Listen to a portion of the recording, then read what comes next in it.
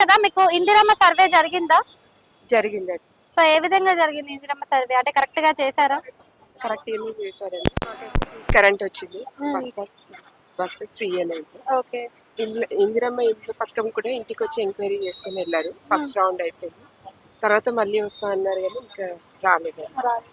అంటే ఇప్పుడు కేసీఆర్ ఉన్నప్పుడు డబుల్ బెడ్రూమ్ లని చాలా వరకు ఇల్లులు కూడా ఇచ్చాడు, ఇల్లులు కూడా ఉన్నాయి కూడా.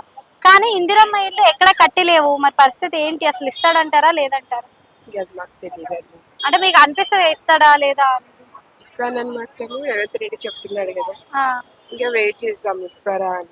500 రూపాయలు గ్యాస్ అన్నాడు. మరి 500 రూపాయలు అదైతే గ్యాస్ ఇంకా వచ్చిందా? రావట్లేదండి. ఓకే. రానివని అప్లై చేసుకోండి వస్తాయి అంటున్నాడు కదా, మరి అప్లై చేశారు? చేసామండి, ఇంకా అయితే రాలేదు.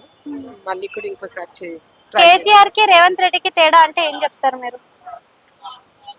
కేసీఆర్ అంటే కొంచెం అనుభవం ఎక్కువ, తను చాలా చేసిందనుకో. రేవంత్ రెడ్డి ఇప్పుడే కదండి కొత్త తను చెప్పిన దాంట్లో కొన్ని చేసింది, ఇంకో కొన్ని చేస్తానని చెప్తున్నారు కదా.